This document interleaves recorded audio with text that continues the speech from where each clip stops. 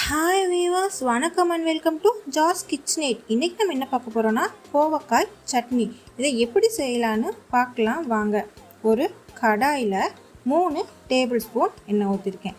எண்ணெய் நல்லா சூடானதும் 2 டீஸ்பூன் உளுத்தம் பருப்பு சேர்த்துருக்கேன். கூடவே ஒரு 2 பெரிய சைஸு பூண்டு இதில் ஆட் பண்ணிக்கலாம். கூடவே நம்ம 7 சிவப்பு மிளகாய் நம்ம ஆட் பண்ணியிருக்கிறது. நீங்கள் காரம் வேணும்னா எக்ஸ்ட்ரா நீங்கள் ஆட் பண்ணிக்கலாம். கூடவே 2 பச்சை மிளகாய் ஆட் பண்ணிவிட்டு அது கூடவே சின்னதாக ஒரு புளி எடுத்துருக்கேன். புளி எடுத்து ஆட் பண்ணிவிட்டு அது கூடவே நம்ம தேங்காய் துருவல் ஒரு 4 சைஸ் ஆட் பண்ணிவிட்டு நல்லா மிக்ஸ் பண்ணிவிட்டு இப்போது ஒரு பெரிய சைஸ் வெங்காயத்தை ஆட் பண்ணிவிட்டு மறுபடியும் நல்லா மிக்ஸ் பண்ணிவிட்டு இப்போ அது வேகிறதுக்கு ஒரு அரை டீஸ்பூன் உப்பு சேர்த்து மறுபடியும் நல்லா கலந்துட்டு ஒரு கொத்து கருவேப்பிலை ஆட் பண்ணிவிட்டு கூடவே கொத்தமல்லி இலையும் ஆட் பண்ணணும். கொத்தமல்லி இலை ஆட் பண்ணி நல்லா மிக்ஸ் பண்ணிவிட்டு அது கூடவே நம்ம இப்போது ஒரு தக்காளி எடுத்துருக்கேன், அதையும் இதில் ஆட் பண்ணிவிட்டு மறுபடியும் நல்லா மிக்ஸ் பண்ணணும்.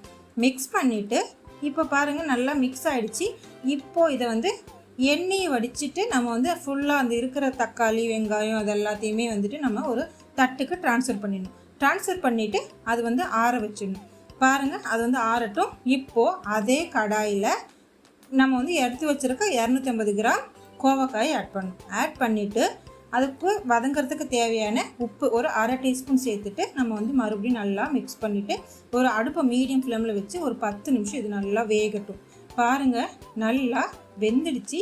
இப்போது நம்ம ஆல்ரெடி ஆற வச்சுருக்கிற வெங்காயத்து கூட நம்ம இதையும் ஆட் பண்ணிக்கணும். கோவக்காயை ஆட் பண்ணிவிட்டு ரெண்டும் ஒரு 5 நிமிஷம் நல்லா ஆற விட்டுறணும்.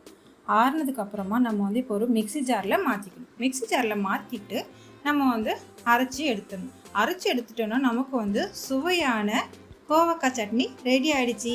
இப்போது இதுக்கு ஒரு தாளிப்பு நம்ம ரெடி பண்ணிடலாம். தாளிப்பு கரண்டியில் எண்ணெய் ஊற்றி கடுகு உளுத்தம் பருப்பு கருவேப்பிலை சேர்த்துட்டு நம்ம அந்த தாளிப்பு அப்படியே எடுத்து நம்ம இதில் சட்னியில் கூட நம்ம மிக்ஸ் பண்ணிட்டோன்னா நமக்கு சுவையான டேஸ்டியான கோவக்காய் சட்னி ரெடி. இதை தோசை சப்பாத்தி இட்லி எல்லாத்துக்கூடயுமே நம்ம சாப்பிட்லாம். டேஸ்ட்டு ரொம்ப நல்லாயிருக்கும்.